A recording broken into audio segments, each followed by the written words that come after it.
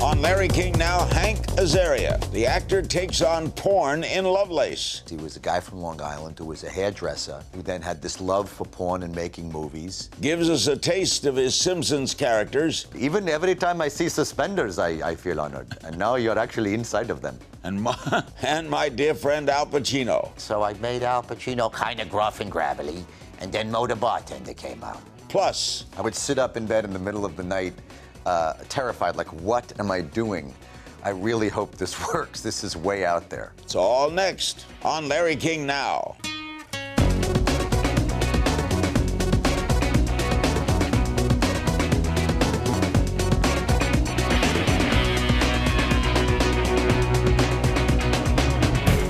You know him from his roles in The Birdcage, Along Came Polly and Huff, not to mention the innumerable characters he voices on The Simpsons. And now the four-time Emmy Award winner is taking on porn director Jerry Damiano in Lovelace and the evil Gargamel in Smurfs 2. Lovelace is in theaters August 9th, Smurfs 2 on July 31st. I knew Linda Lovelace. You did? Yes, interviewed her. She passed away. Yes, she did. Why did you take this role? Well, a good friend of mine, Andy Bellin, a poker buddy of mine, wrote the script and called and said, "You want to do this?" And seemed like fun. You know, the guy who wrote and directed, the auteur of Deep Throat. And then the story was much more fascinating than I even thought. The true story. The true story of how tragic her life was, how Linda Lovelace's life was, how back and forth she went on her own take on what happened to her. She, you know, embraced it all and loved it. Then she claimed it was abuse, and that every time... The movie was funny. Deep Throat's hilarious. Deep Throat's a terrific. Yeah. It's a porn film, but it's probably the best porn film ever made. Probably, and that was Jerry Damiano's vision. How he got this past his mafioso partners, I'll never know, but he wanted to make this funny, you know, he wanted to make porn with a plot, you know, that people cared about. And Linda Lovelace, she came out and said after a while that every time you saw her having sex on screen, she considered it rape. That's how abused she felt she was. Then she went back on that. Then she went back again on that. So her whole life was really back. She was like two different people over what happened to her. The movie is very serious then. It has some comedic elements. You know, I haven't even seen it yet. I've only seen pieces of it, but it's actually very funny in many ways. It's a very dark comedy. Sharon Stone plays her mother. She is amazing in it. She's amazing in it. And Amanda Seyfried, and Peter Sarsgaard are both terrific in it as well. It's a very kind of Star 80 relationship. Remember that movie, Star 80? Oh, yeah, that was a haunting movie. It was. It's a very similar relationship. And Eric Roberts is actually in the film. Really? Yes, he is. How did you approach Damiano? How did you view him? There was a lot of film of him being interviewed. So it was very easy about all this. So it was a very easy way into the character. First of all, he was a guy from New York. He talked like this. He was a guy from Long Island who was a hairdresser, who then had this love for porn and making movies. And it was, it was a genuine love for this. And it was a real passion project for him. Different role for you. Yes. I mean, I've played, I guess, similar in Quiz Show. I played sort of a similar guy, kind of a slick New York producer. But, yeah, this was fun. And I have to mention, for a guy who was a hairdresser, the worst toupee you've ever seen in your life. The worst. Unbelievable. You know one thing about you, Hank? You are a terrific talent. That's true, In fact, yeah, and you may be too terrific a talent in that you're so diversified that you can play so many things. It's sort of like Mel Torme as a singer, Mel Torme singer. Right, right. That you couldn't focus in. Hank Azaria is, he's every man, right? I tend to disappear in roles, Yeah. and I once had the pleasure of doing Jiminy Glick with Martin Short, and he said to me, "You know, Hank, you play all these wonderful roles and characters, and you just disappear in these roles, and now that I meet you, I see that it's no great loss." I did Jiminy Glick with him. We did a whole hour with him as Jiminy Glick. Oh, really? And then I went on stage with him when he did Yes, his that's Broadway when I did show. it. Yeah, Yeah, that was hysterical. Was it Birdcage that made you? Yeah, I would say the Birdcage. The It Servant, still is right? what people mostly come up to me about. The Servant. Yes, Agador Spartacus, the happy houseboy there. That's right. What was he supposed to be? From where? Argentina? Guatemala. You're afraid of my Guatemalan-ness, my natural heat. Do they let you find this yourself? In other words, they come to you with the script, Birdcage, right? Yeah. Now, this was a fan, La Cage aux Folles, as a musical. They come very funny, one concept, Gene Hackman. Do you find the accent yourself? Yeah, that was an interesting story. Mike Nichols had seen me in Quiz Show and liked me in that and said, you know, pick a small role, any small role you want to play in the movie. And at the time, that role, this guy, was just in one scene at the beginning.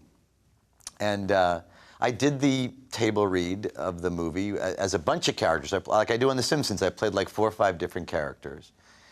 And he said, yeah, do that role. And then a couple of months later, they called back and said, we've expanded the role. But it turned out to be a sensational movie and a great thing for you. It was a big deal for me. When you play gay, when you play it outward gay, flaunting the gay. Yes, a flamboyantly gay character. Right. Do you ever hear it from your gay friends? I've made it a point since the movie to have no gay friends, so that I don't get any feedback like that. I've never heard a negative comment. Mostly they've loved it, and maybe they think it, but they've never had the nerve to say it to me. Did you ever feel hesitant about doing it? Hesitant is too mild a word. I would sit up in bed in the middle of the night, terrified, like, what am I doing? I really hope this works. This is way out there on several levels. Not only could I be offending all gay people, but not to mention all Guatemalan people, but is the character going to work? Is it funny? You know, it was America's Sweethearts, which we were in together. Yes. You played a dashing leading man. Another Spanish fellow, but this time somebody a little more macho, a little more in the realm of Antonio Banderas. I think they offered it to him at first, and he turned it down. I think so. Because you had to play a man who's a little ridiculed at the end about the size of his penis. The size of his penis, yes. He's a lot bigger than Quarters, Larry. He's bigger than a roll of quarters. Do you consider yourself a comedic actor? I do. I think that that is what I'm most known for. So yes, but I've certainly trained to be not that. In fact, I had a great acting teacher named Roy London who taught many amazing people out here.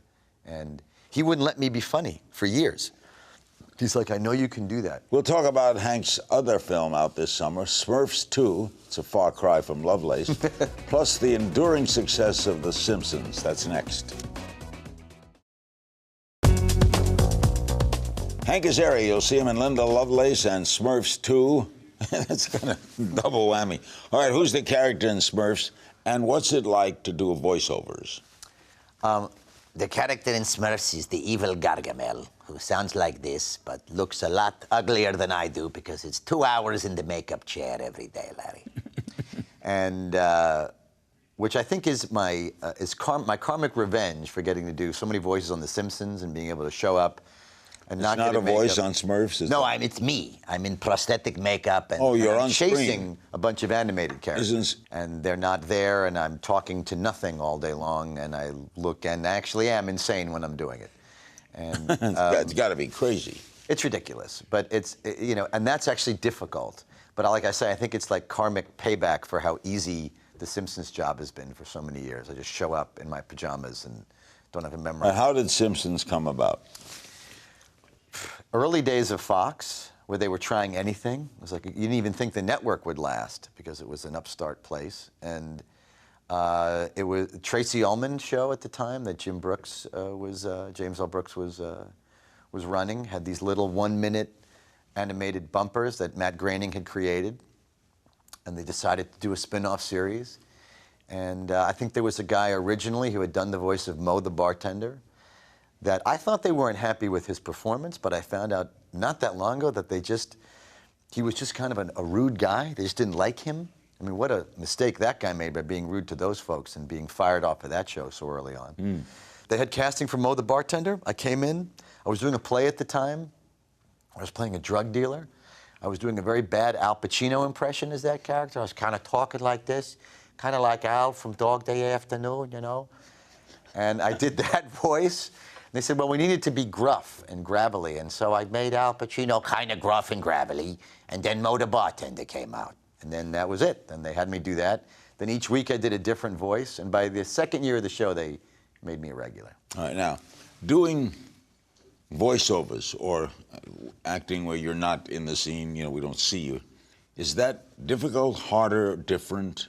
How would you describe it? It is at first. Like you watch a lot, many movie stars have come in and done The Simpsons, and often it's their first voiceover experience, and they're very uncomfortable at first. And you can see it's hard for them because they're acting, they're doing what they're comfortable doing, but no one's there, and they're in a recording studio, and so you have to mostly just use your imagination. But any good actor, after about half an hour, will settle into just kind of feeling what it is and going with it. You have to be willing to look rather silly, because you have to put your whole body into the performance. I did Shrek. I played a woman. Did you experience that? No, I was surprised. I did it all alone, sitting there as a director. They tell you to do the movements. It felt weird, and then to see yourself later in the body of a woman with the voice coming out is rather hysterical. So you've always working, aren't you? You are a working actor. With The Simpsons, we're now in our 25th year, so even, every career, and certainly my career, or maybe not every career, but definitely my career has gone like this. You have hills and valleys. But in the downtime, I'm always doing Simpsons, at the very least, yeah. Are you working every week with them? Yeah. Are they going to do another Simpsons movie? I'm pretty sure that they are. Yeah. I don't know when. But you told me you're going to move to New York. Yes. How can you do The Simpsons and live in New York? I've recorded Simpsons you name a country, name a place. They send you it and you go to a studio? Yeah, wherever I am, they'll get a studio, they get an ISDN line, and you record it. And for the table reads, I'm just on the phone. It's the easiest job in the world. I'm telling you. It's like Smurfs is my... It beats work. My father used to always say that to me. My father used to, who just passed away not long ago, used to look at what I did and go, beats working, son, I'll tell you that right now. How do you find your voices?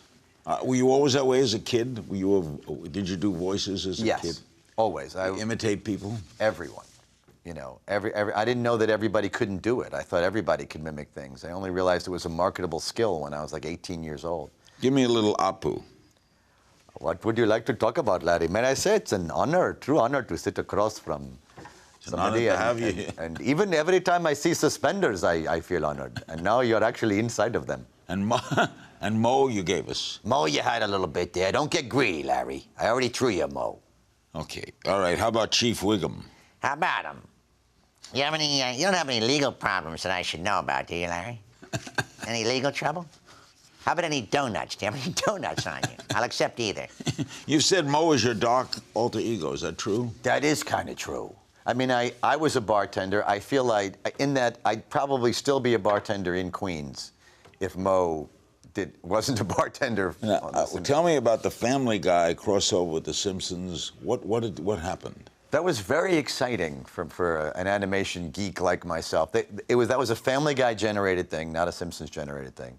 They wrote an episode where the Griffins get lost in Springfield and encounter pretty much everybody in Springfield. There's a lot of, and I have to say they did an amazing job. There's a lot of really funny Peter Griffin, Homer Simpson interplay. Coming up, Parenthood and Platt.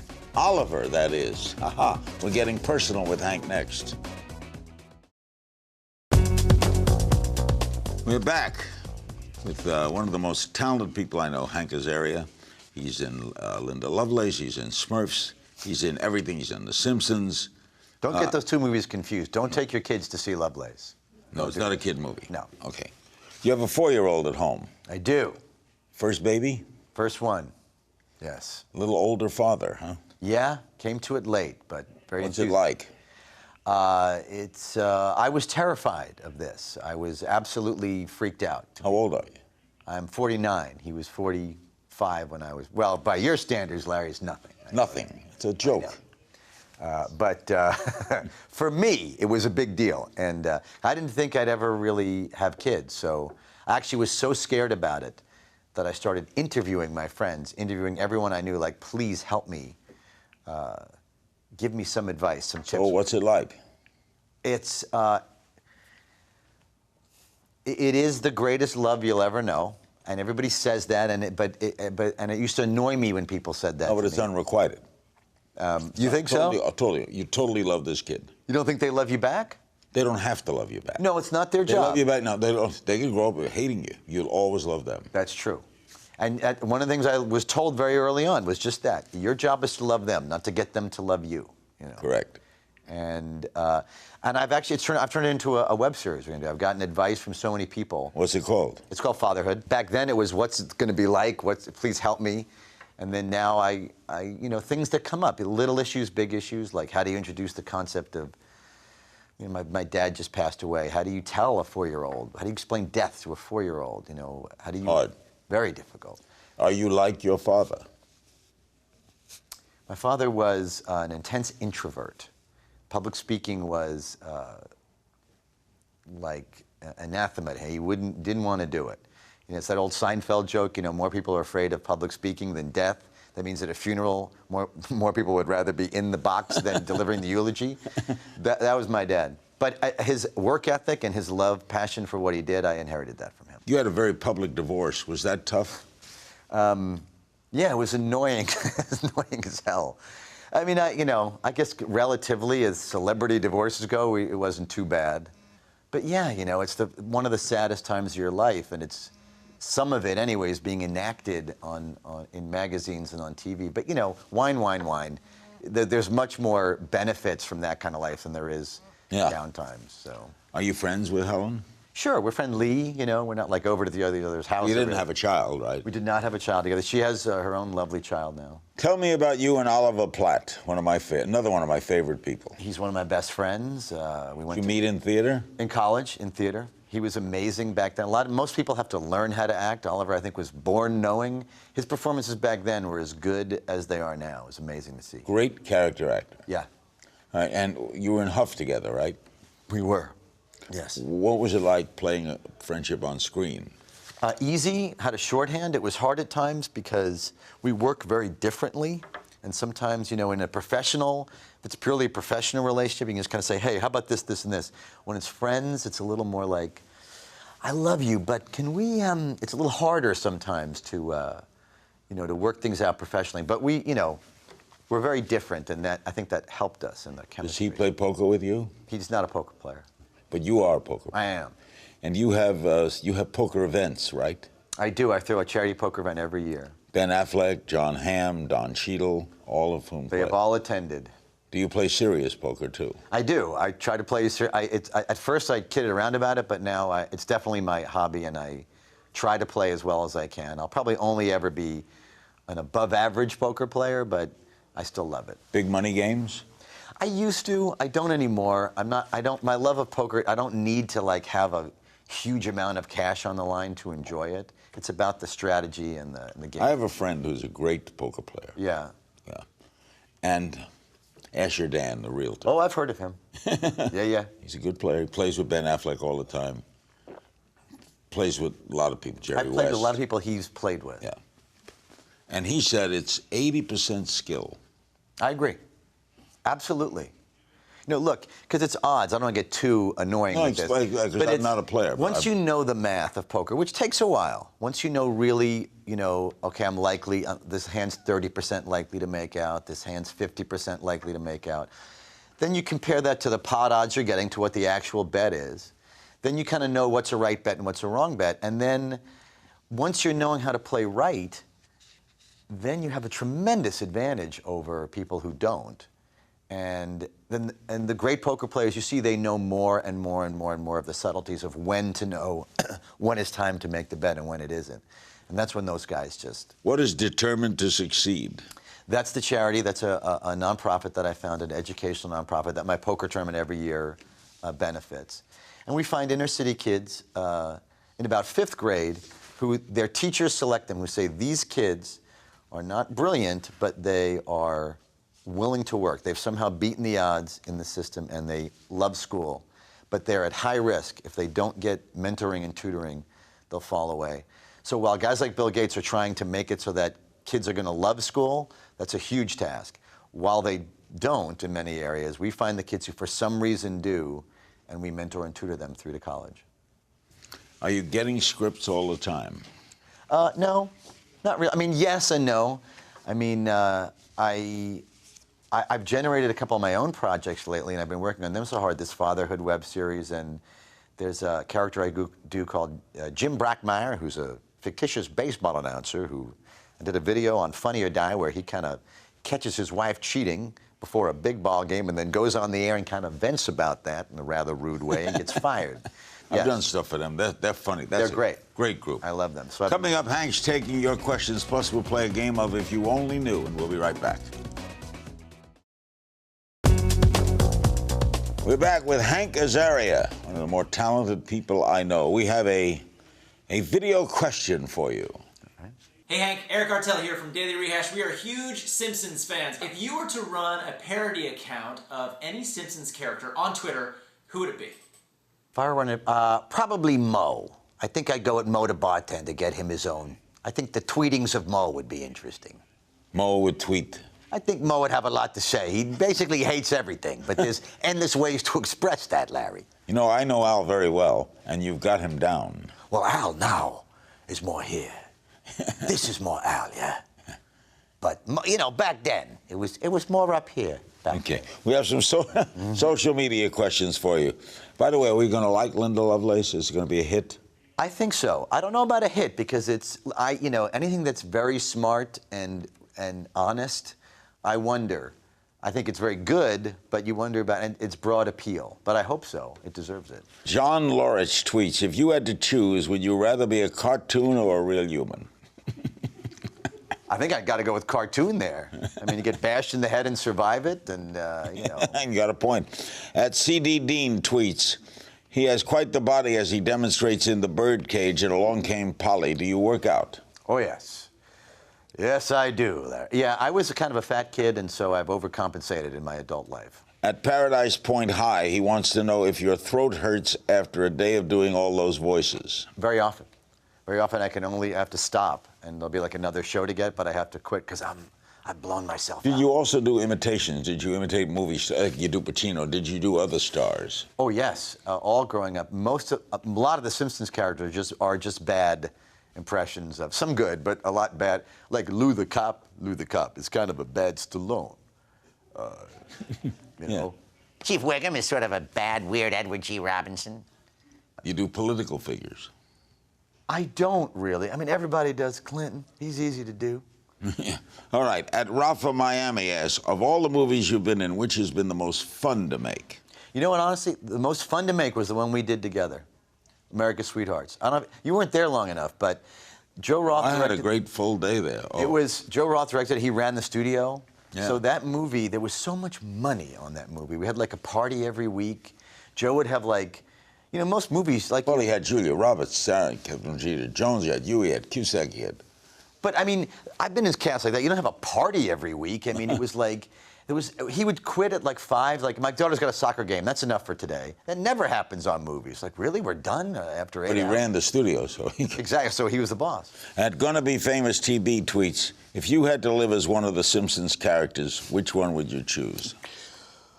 I was going to say Mr. Burns, but he's too evil. But I'd like Mr. Burns' money, and I guess I kind of like Dr. Hibbert. Seems to have a good life going there. He kind of laughs at everything going on.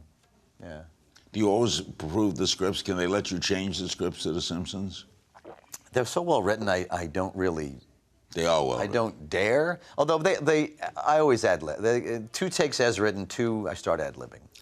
We finished the show with a game called If You Only Knew, Hank. All right. Remember the first girl you kissed? Oh, yes, Ellen Huberman. What? Ellen Huberman. Ellen Huberman. Yes, at camp. I was 12. I had braces. Where was the camp? Camp Towanda in Honesdale, Pennsylvania, in the Poconos. You ever find out what happened to her? I don't. I'm very curious. I often, in public places, mention her, hoping she'll get in touch with me, but she never does. I had braces on. It took me 2 hours to get the nerve up to kiss her, and I cut her lip. You have a celebrity crush? Oh. I'm too old and married to I think, admit that now. Okay. Most embarrassing moment? Oh, my God. Besides Ellen Huberman? Oh, well, when I was on stage at camp, again at Camp Towanda, I was playing Curly in a production of Oklahoma when I was 9, And the drama counselor wouldn't let me go to the bathroom, and I peed my pants right there on stage. Weirdest talent? Weirdest talent? Well, my friends call me the freakish mimic. That's like, I mean... Because you mimic all the time? I mimic everything, you know. You hear a voice, you do it? Yeah. And I used to scare... My mother used to not get along too well with her mother-in-law, with my father's mother. And she'd talk like this, "Hello, honey, how you doing, baby? Good to see you, honey." And my mother would come home sometimes, and I'd say, "Hey, Mom, look who I found." "Hello, honey." And she'd freak out that her mother-in-law was in the house. 3 adjectives that best describe you. Hardworking, grateful, and devilishly handsome. Let's go with that. I like that. Yeah. Moment you recognize you were famous. Well, that's kind of when people come up to you and go, "Hey, you're the guy from..." Here, the weirdest one, I used to be on a show on Fox called Herman's Head, which you may not remember. Good for you. It was this silly sex comedy in the early days of Fox, and I was at Disneyland, of all places, peeing at a urinal, and I looked behind me, and the guy's staring at me like this. And I said, "Can I help you?" And he goes, "You the horny guy from Herman's Head." I said, "Dude, I'm also peeing right now, so can we take it easy?" You'll see him in Linda Lovelace, and you'll see him in Smurfs 2. Linda Lovelace, August 9th, Smurfs 2, July 31st. That's our guest, Hank Azaria. And don't forget, you can help me pick the next Larry King Now guest. Visit aura.tv/bookoflarry to learn how you can be a part of my producing team. You'll even win free stuff just for participating. And remember, you can find me on Twitter at KingsThings. I'll see you next time.